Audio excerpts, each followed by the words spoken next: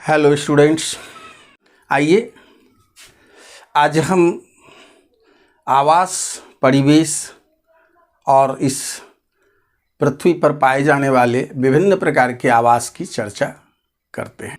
बच्चों, आप जब कभी भी बाज़ार जाते हो या आपके आवासीय क्षेत्र में बहुत सारे फेरी वाले लोग आते हैं तो वो कुछ खास प्रकार की बातों को बोलते हैं, जैसे आम ले लो, भागलपुर वाले आम ले लो, मुजफ्फरपुर वाली लीची ले लो, इस तरह की जो है कश्मीर के सेब ले लो, नागपुर के संतरे ले लो। तो एक स्थान विशेष से फल को जोड़ते हैं। ऐसा क्यों है? कभी आपने इसके बारे में सोचा है? यदि आप किसी से प्रश्न करते हो इस बारे में तो वो आपको कहते हैं कि चूंकि उस खास क्षेत्र में इस प्रकार के फलों की पैदावार अच्छी होती है। फिर यह सोचने का प्रश्न तो बनता है कि आखिर उसी क्षेत्र में इस प्रकार के खास फलों की उपज अच्छी क्यों होती है ना? मज़ेदार प्रश्न। तो आइए आज हम इन्हीं तथ्यों से जुड़ी हुई बातों पर अपनी इस कक्षा में चर्चा करेंगे। देखो बच्चों, हमारे इर्द गिर्द, हमारे चारों ओर का जो वातावरण है, जो पर्यावरण है, जिसमें कि हम और हमारे साथ अन्य बहुत सारे प्रकार के जीव रहते हैं, उसे हम सराउंडिंग्स या परिवेश कहते हैं। हम इसे परिभाषित करने के लिए आपको बोर्ड पर लिखा है। आप इन ऐसी सारी परिभाषाओं को अपनी उत्तर पुस्तिका में लिखने के लिए वीडियो को पॉज करके लिख सकते हैं, है ना? तो परिवेश सजीव, जिसमें कि पौधे एवं जंतु आते हैं, अपने चारों ओर के फैले जिस प्राकृतिक वातावरण में रहते हैं वही उस जीव का परिवेश या सराउंडिंग्स कहलाता है। तो हमारा देश भारत बहुत बड़ा है और इसमें अलग अलग प्रकार के क्षेत्र जो है वह पाए जाते हैं। अलग अलग प्रकार के क्षेत्र पाए जाते हैं। कहीं पर्वतीय प्रदेश है, कहीं गंगा का मैदानी हिस्सा है, तो वहीं दूसरी ओर मैदानी भाग को छोड़ें, आगे बढ़ेंगे तो पठार है, फिर समुद्र तटीय क्षेत्र है। तो इस प्रकार से जो परिवेश होता है, जो पर्यावरण होता है, उसकी बनावट अलग अलग प्रकार की होती है और इस संपूर्ण क्षेत्र में हर प्रकार के जीव नहीं रह सकते। आपका घर किसी एक खास स्थान में बना हुआ है। सामान्य भाषा में कहें तो जो आपका घर है उसी के पर्यायवाची शब्दों के रूप में हम उसे आवास कह सकते हैं। आवास, वैज्ञानिक नाम इसको अंग्रेजी में दिया जाता है हैबिटेट। तो हैबिटेट जो है वह आपका अपना घर, आपके गांव में जहां बना हुआ है, आपके शहर में जहां बना हुआ है, वो है जहां आपको आपके जीवन जीने के लिए सारी सुविधाएं, सारे साधन उपलब्ध हैं। Natural home of a living being, सामान्य भाषा में हम कह सकते हैं किसी का जो प्राकृतिक घर है वही हैबिटेट है। The dwelling place of a living being, किसी भी जीव के रहने का स्थान, जो निवास स्थान है, that is known as habitat. But scientifically, वैज्ञानिक रूप से जब हम इसकी परिभाषा देंगे तो आवास किसी जीव के लिए वह स्थान है जहां से किसी भी जीव को जीवन को सफलतापूर्वक बिताने के लिए, जीवन को सफलतापूर्वक जीने के लिए आवश्यक सभी अनुकूल दशाएं, ये पॉइंट है, सारी की सारी अनुकूल दशाएं प्रचुरता से उपलब्ध होती है, abundantly available. Habitat is the place of a living being where it can supply or where they can have the facility for living their lives, flourish their lives, thrive their lives in a easy way। तो अब ये क्या है, ये सारी चीज़ें क्या हैं जो कि उसे जो है अनुकूल दशाएं फेवरेबल कंडीशंस हम जो इसकी बात करते हैं तो वो है पर्याप्त भोजन की उपलब्धता, एडवर्स कंडीशन में प्रतिकूल वातावरण में सुरक्षा की व्यवस्था, और फिर प्रजनन की व्यवस्था आदि। 3 मुख्य पॉइंट्स हमने यहाँ पर जो है लिखा है कि वहाँ पर उसके आवासीय क्षेत्र में प्रचुर भोजन होना चाहिए, उसके सुरक्षा की गारंटी होनी चाहिए, उसके सुरक्षा की साधन उपलब्ध होने चाहिए, और उसको अपने जीवन को, अपनी पीढ़ी को या अपनी जीव जाति को बनाए रखने के लिए प्रजनन आदि की सुविधा होनी चाहिए। तो यही जो है हैबिटेट कहलाता है, आवास कहलाता है। ये मुख्य पॉइंट हुए। उसके बाद हम आवास की परिभाषा देने के बाद हम यह देखेंगे कि कोई भी जीव, कोई भी सजीव, पौधे हो या जानवर हो, वह अपने आवासीय क्षेत्र के हर एक सदस्यों से, दूसरे सजीवों से, अथवा वहाँ के अजैवी वातावरण जो जिसे कि हम निर्जीव कह सकते हैं, उससे वो इंटरैक्शन करते हैं, प्रतिक्रिया करते हैं, अन्योन्य क्रिया करते हैं, उसी के बाद वो जीवित रहते हैं। इस प्रकार से उनकी जो अन्योन्य क्रिया होती है वहाँ के अजैवी वातावरण से, अजैवी घटकों से होती रहती है, और ये अजैवी घटक उनके जीवन के ऊपर प्रत्यक्ष रूप से प्रभाव डालते हैं।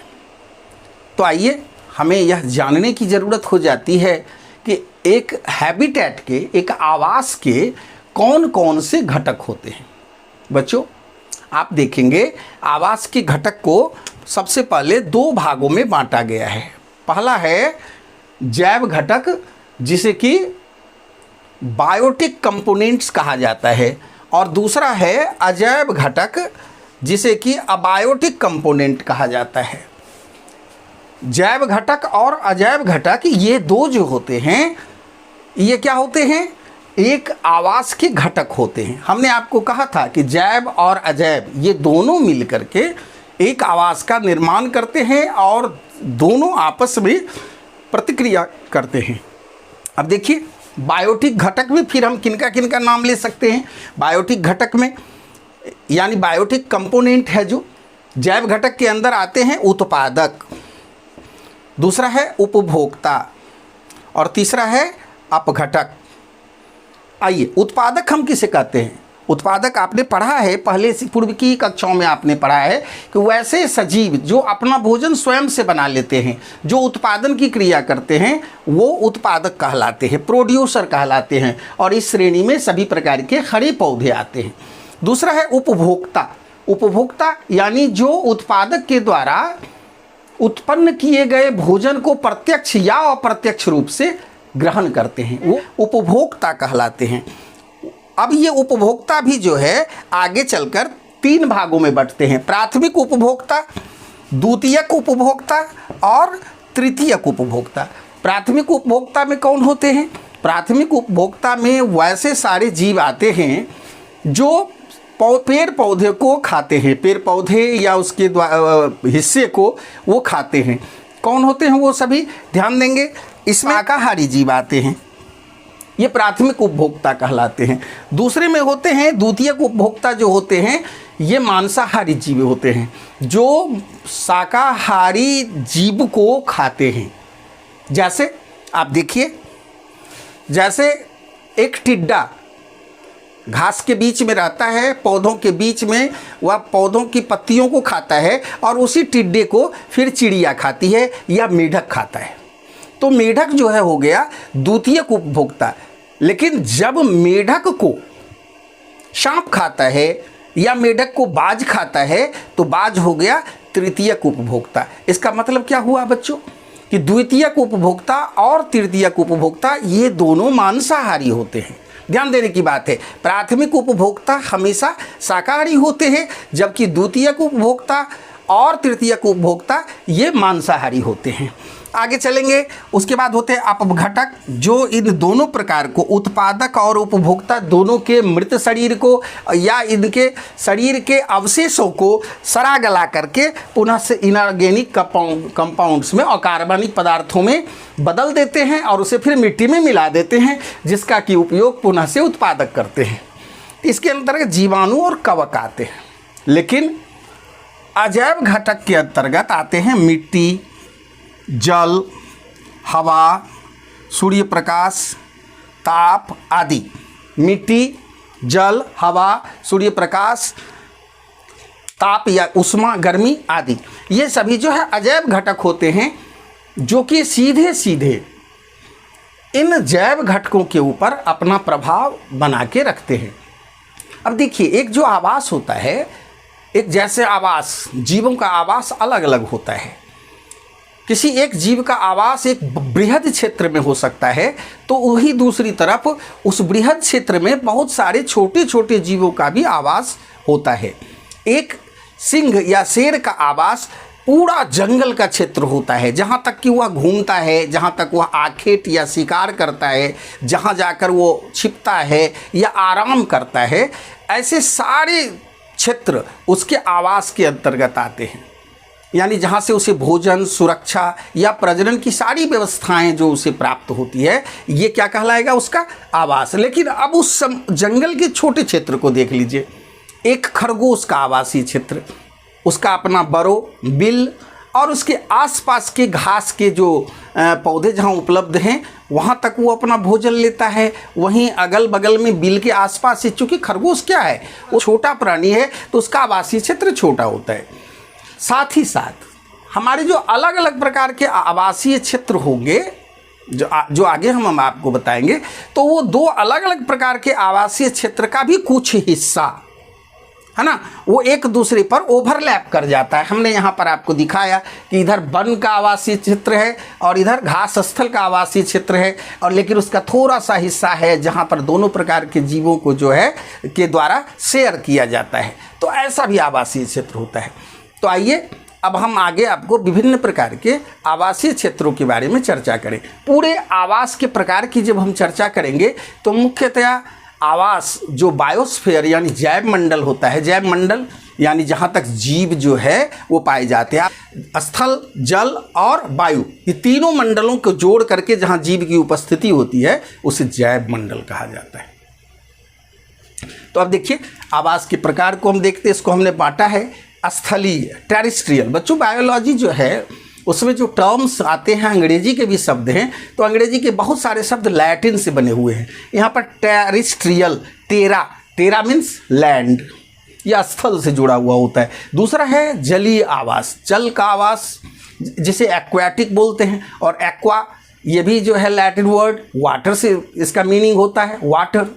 हम यहाँ वाटर नहीं बोल करके एक्वा टर्म को यूज करते हैं, आपको याद रखने में आसानी होगा। और तीसरा जो है जिसे कि हम बोलेंगे एक स्यूडो टाइप का आवासीय क्षेत्र, वायवीय आवासीय क्षेत्र, है ना। अब देखिए, स्थलीय आवास, हमारी जो धरती है, पृथ्वी है, इस पर कितने अलग अलग प्रकार के आवास हो सकते हैं। वैसे सामान्यतया आपके पाठ्यक्रम को कवर करते हुए हमें चलना है, लेकिन आपके पाठ्यक्रम से थोड़ी बहुत आगे 7वें, 8वें, 9वें तक में, ताकि आप जब वहाँ उन क्लासों में जाएं तो पहले से इन सारी बातों को जानकारी आपको रहे, तो वहाँ पर आपको इन तथ्यों को समझने में ज़्यादा परेशानी ना हो। इसलिए हम थोड़ा सा आपको आगे की ओर भी लेकर जाते हैं आपके पाठ्यक्रम से, है ना। तो देखिए, पहला है मरुस्थलीय आवास, दूसरा पर्वतीय आवास, तीसरा वर्षावन के आवास, चौथा घास स्थल के आवास, और पांचवा ध्रुवीय आवास। ये स्थल के आवास होते हैं, है ना। इन सभी मरुस्थल जहाँ पर रेगिस्तान होता है, आप जान ही रहे, पर जहाँ पर ऊंचे ऊंचे पहाड़ हैं, ऐसे आवासीय क्षेत्र पर्वतीय आवासीय क्षेत्र कहलाते हैं। उसी तरह से और ऊंचाई पर या ध्रुवीय रीजन में जहाँ ध्रुव है वहाँ पर जाने के बाद क्या होता है, टुंड्रा प्रदेश, टैगा प्रदेश आदि जैसा जो होता है, उसको मिला दें हम एक साथ तो हम कह सकते हैं ध्रुवीय प्रदेश का आवास। अभी इसको एक साथ ही मिला करके पढ़ने का है। उसके बाद घास स्थल, है ना, जहाँ पर केवल घास ही घास है, और उसमें हैं तो झाड़ियां हैं और कहीं कहीं इक्के दुक्के पेड़ दिखाई पड़ते हैं। तो ऐसे जो आवासीय क्षेत्र होते हैं ये घास स्थलीय आवासीय क्षेत्र कहलाते हैं। तो ये वर्षावन, जहाँ पर काफ़ी वर्षा होती है, काफ़ी गर्मी पड़ती है, आर्द्रता होती है, पेड़ पौधे काफ़ी सघन रूप से, है ना, वहाँ पर व्यवस्थित होते हैं। ऐसे क्षेत्र जो होते हैं वर्षावन के आवास होते हैं या वन के आवास होते हैं। तो इस प्रकार से स्थल जलीय आवास में देखिए बच्चों, हमारी धरती पर जल जो है दो प्रकार के होते हैं, एक मृदु जल या मीठा जल जिसे हम पी भी सकते हैं, और दूसरा है सलाइन वाटर, खारा जल, मैरीन वाटर, समुद्री जल। आप सभी इसके बारे में जानते हैं, जल पाठ में आपने इसको जाना है और पढ़ा है। तो इस तरह से जो है हम यहाँ पर भी बांटेंगे। मृदु जल के स्रोत जो होते हैं तालाब, झील, नदियाँ, झरने, ये सभी, और उसके बाद जो है आपको सागरीय जल में महासागर के जल, समुद्र के जल। लेकिन इसके अलावा हम इसमें आपको आगे बढ़ाते हुए थोड़ा दो और प्रकार के क्षेत्रों को हमने बताया है। एक तटीय क्षेत्र का आवास, यानी समुद्र तट, जहाँ पर कि समुद्र जमीन को छूता है तो वह जमीन के हिस्से को भी प्रभावित करता है, और बहुत सारे जीव ऐसे होते हैं समुद्र के जो उसके किनारे पर आकर के भी जो है अपना आवासीय क्षेत्र बनाते हैं। आप देखते होंगे केकड़े, कुछ खास प्रकार के कछुए, इसके बारे में जो आपने सुना होगा। तो ये सभी जो है हाँ ना तटीय क्षेत्र के आवासीय क्षेत्र में आते हैं, इसलिए हमने आपको यहाँ पर इसके बारे में केवल बताया है। और दूसरा एक और क्षेत्र है पानी का दलदल वाला क्षेत्र, बॉगी एरिया, स्वाम्पी एरिया। ऐसे क्षेत्र में भी कुछ अलग प्रकार के सजीवों का जो है वह ड्वेलिंग प्लेस होता है, आवासीय क्षेत्र होता है। इसलिए हमने आपको यहाँ पर जो है दलदली क्षेत्र के आवास को भी जो है लिया है। देखिए बच्चों, छूट गया मेरा वायवीय क्षेत्र। देखिए वायु में कोई भी जीव नहीं रहते, लेकिन हाँ जो अपने जीवन का दैनिक जीवन का अधिकांश हिस्सा हवा में बिताते हैं। आप समझ ही रहे हैं हम किसकी बात करते हैं या कर रहे हैं। जैसे पक्षीगण, ये जो है अपनी मैक्सिमम क्रियाकलाप, मैक्सिमम एक्टिविटी इनकी जो होती है ना, महत्तम उपलब्धता इनकी जो है हवा में होती है। लेकिन ये रहते कहाँ हैं? जमीन पर लगे हुए पेड़ों के ऊपर। तो पेड़ों के ऊपर यानी हवा में रहते हैं, ऐसी कल्पना बनाई गई है और इनके क्रियाकलाप के द्वारा। तो ये सारे लोग जो है एरियल यानी वायवीय आवास के रूप में आते हैं। बच्चों, हम आशा करते हैं कि आपको यह वीडियो अच्छा लगा होगा, और यदि आपके लिए यह ज्ञानवर्धक है तो आप हमारे चैनल को सब्सक्राइब करें, क्योंकि सभी प्रकार के सभी टॉपिक्स पर बनाए गए वीडियो आप आसानी से प्राप्त कर सकें, और आप अपने मित्रों को भी इससे लाभ लेने के लिए आप उन्हें इस वीडियो को शेयर करें। आपका बहुत बहुत धन्यवाद।